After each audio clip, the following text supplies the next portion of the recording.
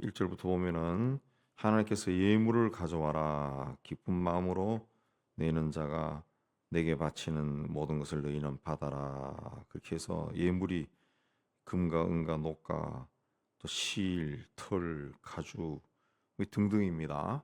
그 예물이 뭘 하는 거냐 하면은 이제 성소를 만들 예물을 가져라. 성막 짓는 일에 예, 필요한 것들 가져라 그랬습니다. 예, 하나님의 성막, 하나님의 그 임재하실 그 신성한 그 장막입니다. 장막을 만들 걸 가져오라 그랬습니다. 이런 것들은 이제 하나님이 뭐 창조하신 하나님이 말씀으로 다 할 수 있지만은 그 이미 세상을 다 창조하셨어요. 그 후에는 하나님이 원하시는 것을 사람들이 예물을 바치는 거예요. 예물을 바쳐가지고 그걸로 이제 일을 해 나가시는 분이 이제 하나님의 어떤 그 법이죠. 하나님 법. 이제 그 세상에 이제 하나님의 사람들의 공동체인 교회가 있다고요. 이제 하나님이 일을 하는 것은 이 교회라고 하는 공동체에 하나님의 자녀들이 모여서 그들의 열정과 헌신에 의해 가지고 이제 하나님께서 일을 해 나가시는 거죠. 예, 일을 해 나가시는. 그 하나님의 말씀으로 세상에 있는 모든 심령들을 그 주장해서 다 예수 믿고 구원받게 하실 수 있죠. 예. 근데 그거 하시지 않는다. 이미 창조된 세계고 이 세계 안에 죄가 들어왔고 그걸 위해 독생자를 보내서 죄의 대가를 치르게 하셨죠. 이제 이후에는 이제 이 땅에 있는 하나님의 피조물들이 의지대로 하나님에 대한 신앙을 고백하고 하나님 앞에 나와서 하나님 일을 하기를 원하시는 것이 이제 하나님의 뜻입니다. 자, 성막에 보면은 8절에 보면은 내가 그들 중에 그할 성소를 그들이 나를 위하여 짓되 그랬습니다. 거룩할 장소를 지어라. 이 성소, 그러니까 하나님이 그 백성들 가운데 거할 장소라는 거죠. 장소. 그러니까 성막의 핵심적인 것이 뭐냐 하면은 하나님이 임재하시는 곳이, 하나님이 임재하시는 곳이다. 그랬습니다. 예. 그걸 이제 22절에 보면은 내가 거기서 너와 만나고 두 그룹 사이에서 내가 이스라엘 자손을 위하여 네게 명령할 모든 일을 네게 이르리라 그랬습니다. 거기서 만난다 그래서 하나님이 그 가운데 거하실 것이고 거기에서 너희들을 만날 것이다. 그럼 하나님을 만나려면 어떻게 해야 됩니까? 그곳에 찾아가야죠. 예. 성소 하나님이 계신 곳에 가서 하나님을 만나는 겁니다. 그럼 하나님이 어디 계시냐 하면은 이제 속죄소를 만들라 그랬죠. 속죄소. 쉽게 얘기하면 속죄소는 한 박스입니다. 박스. 예, 커다란 이제 직사각형 박스에 그 위에 이제 두 천사가 있는 겁니다. 천사가 날개를 이제 감싸고 있죠. 그걸 이제 여기에서 이제 그룹이라 그랬습니다. 18절에 그룹이다. 그룹이라고 하는 말을 저도 이 청년 시절에 성경 읽으면서 그룹 그래서 GROUP 해서 우리 한 그룹, 두 그룹, 세 그룹 하는 사람들이 모인 무리 그걸로 생각하는데 이 그룹은 히브리어에서 케룹을 그대로 번역한 겁니다. 글자 번역한 거. 영어로는 케루빔이라 그래서 케루빔을 그대로 이제 그 소리 나는 대로 이제 받아가지고 번역한 거예요. 케룹 그러니까 그룹이라고 그 번역한 겁니다. 중국이 그 코카콜라를 가갈랄락이라 그러나 듣는 대로 번역한 것처럼 그렇게 그룹입니다. 그룹이 이제 케룹 천사를 이해합니다. 천사를 이해하죠. 자, 여기서 이제 또 하나님이 성막에서 이 중요한 것이 뭐냐면 하나님이 통치하신다는 겁니다. 통치. 속죄소 위를 천사가 두 날개를 덮고 있습니다. 덮고 있습니다. 이사야 6장에도 그 말씀이 나오는데 이제 그 계시록 4장에도 똑같이 나타나고 이렇게 이 하나님의 천사가 이렇게 덮고 있다라고 하는 것은 이제 하나님이 세상을 다스린다 그런 뜻입니다. 자, 이 성막은 이제 솔로몬 시대까지 존재했고 솔로몬이 이제 성전을 지으면서 이제 성막의 시대가 끝나죠.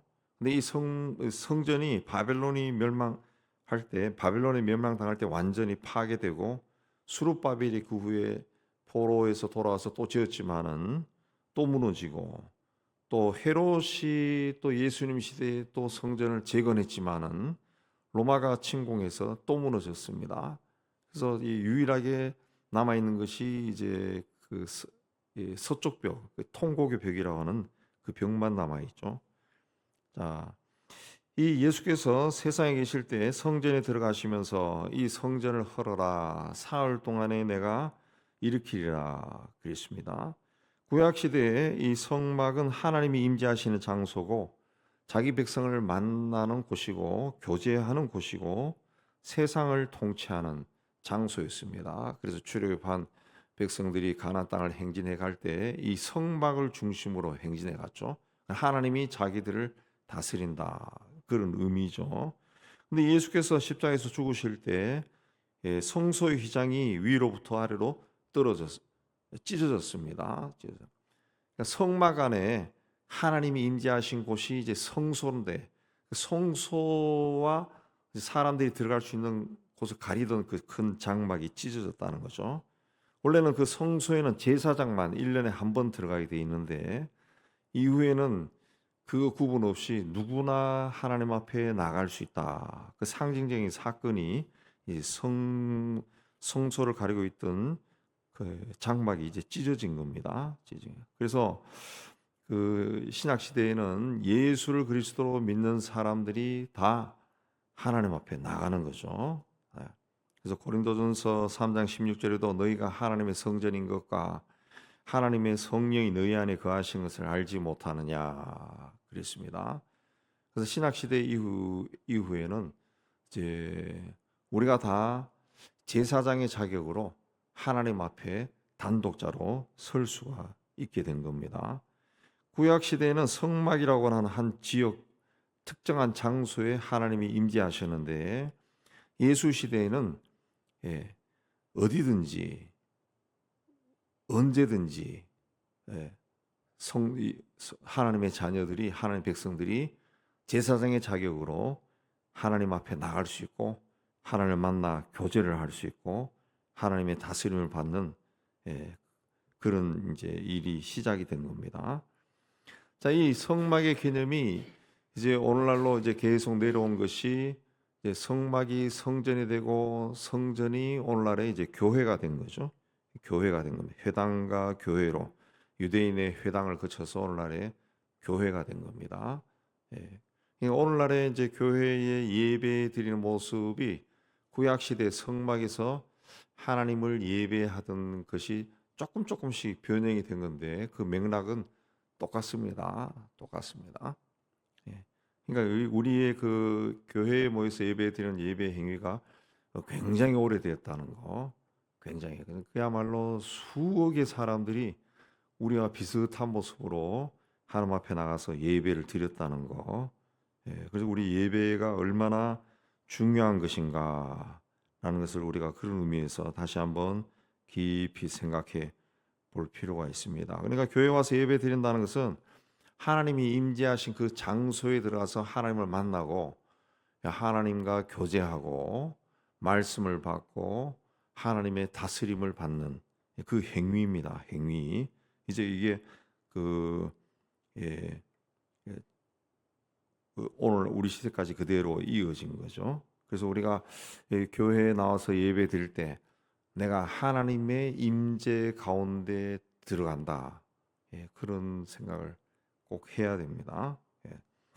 구약 시대는 자기 죄를 회개하고 하나님께서 정해 주신 제물을 바치고 그리고 하나님이 말씀하신 방법에 따라 가지고 하나님 앞에 나갔습니다.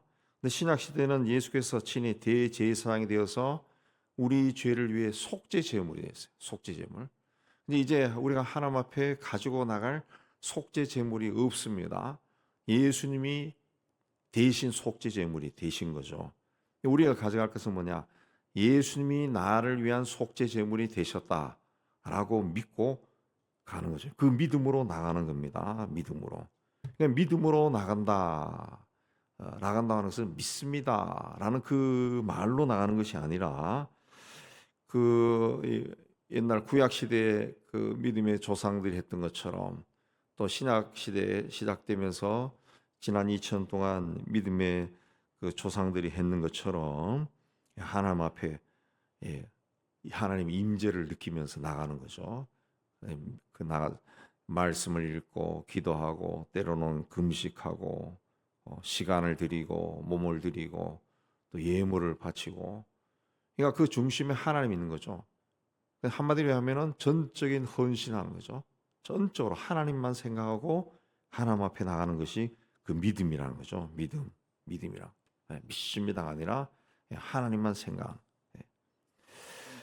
그 성막 입구문을 열고 들어가면은 제일 먼저 만나는 것이 이제 번제단입니다. 번제단. 그리고 물두멍이 있고 떡상이 있고 촛대가 나오고 분향단이 나오고 계속 들어가면은 이제 휘장으로 가려진 지성소가 나오고 지성소 안에 이제 속죄소가 있어요.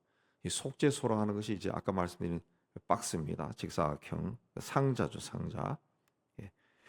자, 30절에 보면은 성소에 들어가면은 제일 먼저 이 떡상 성 상위에 진설병을 두어 항상 내 앞에 있게 할지라 그렇습니다. 진설병은 떡입니다.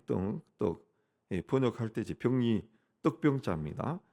진설 떡을 이제 그 상위에 펼쳐 놓는다 그런 뜻입니다.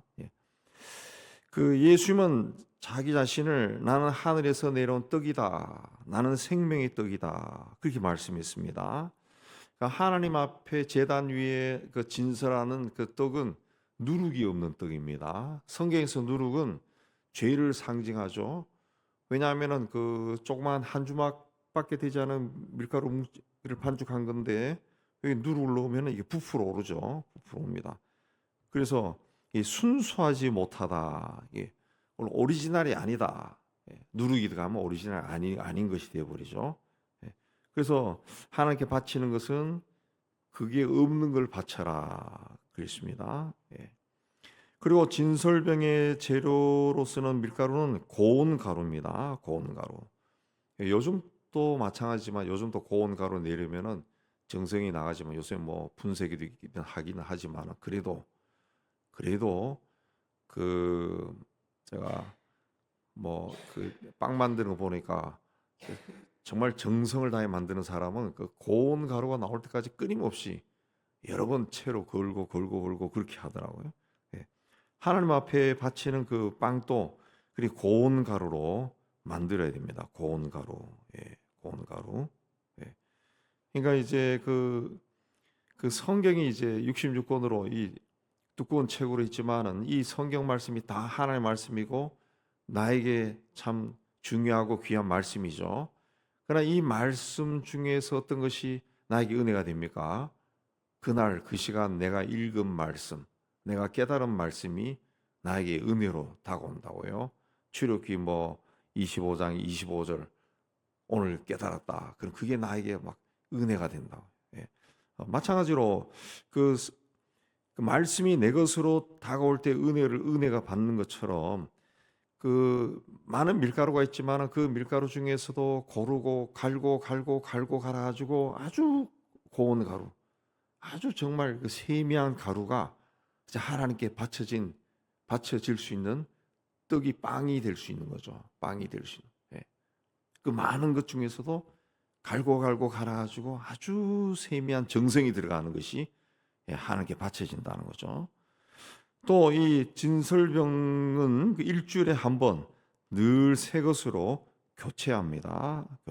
그리고 성막에서 이 진설빵은 제사장만이 먹을 수가 있었습니다.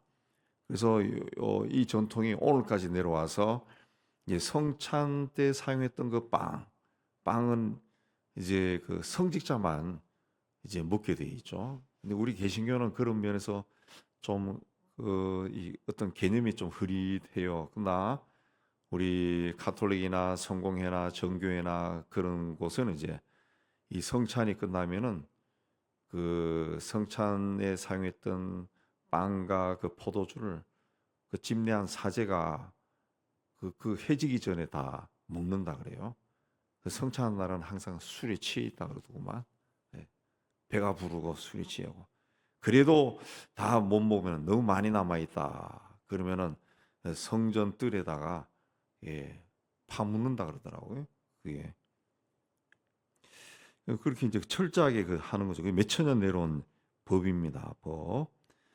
근데 우리는 이제 그 성막 지성소의 그, 그 휘장이 이제 찢어졌습니다. 지성소와 성소를 가리고 있던 휘장이 찢어져서 우리는 예수의 피를 힘입어 성소에 들어갈 담력을 얻었죠. 예수의 피로 인해서 이제 성소에 들어갈 수가 있습니다. 이그떡 상위에 진설되었던 떡이다라고 하는 것은 이 말씀을 이해합니다. 말씀. 이걸 이제 오랜 세월 동안 이제 그 제사장만이 그 말씀을 독차지한 거죠.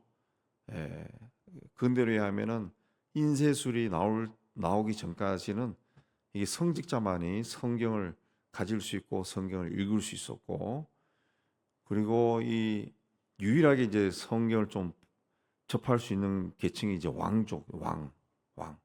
예, 그 정도 지위돼야 돼. 일반 서민들은 성경을 읽을 수가 없었어요. 그런 것들이 있었는데, 그래서 이제 그 필사한 성경을 이제 선물을 받고, 그게 굉장히 근대까지도 큰 보물이죠. 보물입니다. 집안에 필사한 성경을 누구로부터 선물 받았다. 이건 굉장히 큰 보물을 받은 것처럼 중세 시대에는 그 생각을 했었죠. 근데 이 떡이 이제 이 일주일에 한 번 교체하고 제사장만 먹을 수 있었는데, 이제는 우리가 다 왕 같은 제사장이 되었어요. 되어서 이 하나님의 말씀을 먹을 수가 있는 거죠. 항상 하나님의 제단 위에는 이 진설병을 펼쳐 놓아라. 그런데 우리는 이제 항상 하나님의 말씀을 먹을 수가 있게 된 겁니다. 그 진설병을 먹을 때 이제는 그 혼자 먹는 것이 아니라 이제 함께 먹는 겁니다. 그래서 이 신약 시대의 사도행전에 보면은 집에서 떡을 떼며 기쁨과 순전한 마음으로 음식을 먹었다. 집에서 떡을 뗐다. 사도행전에 하는 집은 교회를 이야기합니다. 교회. 교회에서 성도들이 함께 하나님의 말씀을 먹는 겁니다. 하나님의 말씀을, 같은 하나님의 말씀을 듣는 거죠. 설교를 통해 하나님의 말씀을, 똑같은 빵을 먹는 거죠. 빵을. 그리고 또 실질적으로 음식을 같이 먹는 거죠. 음식을 같이 먹는. 그래서 이 교회, 기독교회의 그 신앙 행태 중에서 다른 종교와 다른 가장 독특한 것이 이제 의식 후에 식탁 공동체, 같이 식사하는 것이 꼭 들어간다는 거. 이게 그 어느 날 갑자기 마련된 게 아니라 구약 시대부터 내려온 거죠. 구약 시대부터 하나님께 제물을 바치고 난 다음에 그 제물로 바친 것들을 먹었죠. 이제 같이 떡은 또 12개를 준비해라. 12개는 이스라엘 12지파를 상징하는데 그 모든 민족, 모든 나라를 이제 의미하는 것이 된 겁니다. 그래서 모든 민족들이 함께 나눠 먹어야 된다. 그렇습니다. 그래서 복음을 전한 겁니다. 하나님의 말씀을 누군가 독차지하는 것이나 모든 사람이 같이 먹는 겁니다. 또 30절에 상위의 진설병은 항상 내 앞에 있게 하라. 항상입니다. 그러니까 항상 그리스도인들은 하나님의 말씀을 붙잡고 하나님과 말씀으로 동행하는 삶을 살아야죠. 예. 임마누엘 대신 하나님이 우리와 늘 함께 하시는데, 하나님이 임마누엘로 우리와 늘 함께 하신 증거가 어디 있느냐? 이 말씀이죠. 말씀입니다.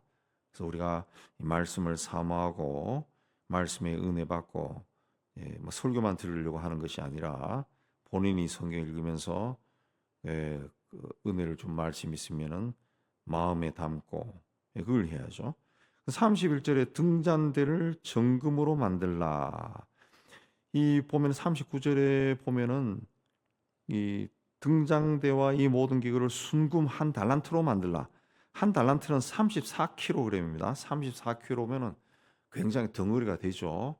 이 금 덩어리를 쳐서 만들었다 그랬습니다. 뭐 잘라 가지고 하나씩 하나씩 만들어 가지고 붙인 게 아니라 용접한 것이 아니라 그냥 계속 때려 가지고 그렇게 만든다는 참 신기한 거죠. 신기한 건데 그렇게 만들었다는 겁니다. 그렇게 만들었다. 예. 굉장히 복잡한 등잔인데 7개의 촛대가 있는 거를 그렇게 쳐서 만든 조각처럼 이렇게 한다는 거죠. 어떻게 그렇게 할 수 있을까? 가끔 이렇게 유튜브에 보면은 중국 사람들이 어마어마한 그 통나무를 가지고 이 조각을 하는 걸 볼 수 있어요. 조각을. 굉장히 놀랍더라고요. 어떻게 통나무를 가지고 저렇게 조각을 할까? 그 조각품 안에 또 다른 조각이 들어가고 그런 걸 조각을 해내더라고요. 굉장히 신기하던데. 그걸 보면은 이 금덩어리를 가지고 이 촛대를 만들 수도 있겠구나. 그 생각이 들고 실제로 이스라엘이 성전을 재건하기 위해서 이 금촛대를 벌써 어, 구약의 시향에 따라 가지고 다 만들어 놨답니다. 그 사진을 본 적이 있는데 정말 굉장히 호화롭더라고요. 그걸 쳐서 만들었대요. 쳐서 만들. 할 수 있다는 거죠. 이 굉장히 정성이 많이 들어가야 되는데 하나님이 하신 말씀대로 하라.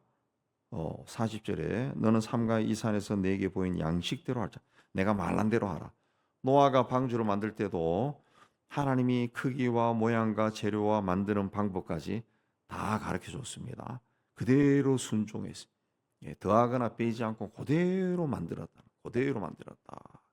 하나님 말씀에는 그대로 순종해야지 그걸 자기 마음대로 해석하고 덧붙이고 그렇게 하면은 이 신앙이 비틀어져 버립니다. 비틀어져. 자꾸 비틀어져. 우리가 이제 신학교 다닐 때 80년대가 굉장히 세계적으로 군사 독재, 인권 탄압이 심한 시대 아닙니까? 70년, 80년대. 우리나라만 그런 게 아니라 세계가 다 그랬어요. 그래서 그때 만들어진 그 신학이 해방 신학, 민중 신학, 뭐 흑인 신학, 아시아 신학, 뭐 이런 게 뭐 블랙 시올로지 해가지고 많이 만들어졌어요. 우리나라만 있는 게 아니라 세계가 다 있습니다. 다 있습니다. 예. 근데 그런 신학이 보면은 성경의 특정한 사건이나 규절을 바탕으로 했거든요. 앞뒤 거두절미하고 그래서 비판도 많은데 어쨌든 그게 오래 가지를 않아요. 예. 한 세대도 안 가고 그냥 사라졌습니다. 그냥 하나의 어떤 신학 사상 사조로 남아 있지 사람들의 삶을 영향을 끼치고 그 당시만 그랬다. 그 당시 한 10년, 20년 동안만 그러고 없어졌어요. 그냥 하나님의 말씀은 더하거나 빼지 아니하고 자기 어떤 이해관계에 따라서 막 해석하는 것이 아니라는 거죠. 그렇게 하면은 오래 가지를 못한 생명력이 없어지는 거죠. 말씀대로 그대로 순종하는 겁니다. 우리가 말씀대로 믿고 말씀대로 예배하고 살아야 돼. 살아야 돼. 그게 하나님이 우리에게 원하시는 겁니다. 오늘도 우리가 그런 마음으로 하나님 앞에 나가서 아멘 이루어질지어다 라고 말하며 하나님 앞에 나가시기를 주의 이름으로 축복합니다.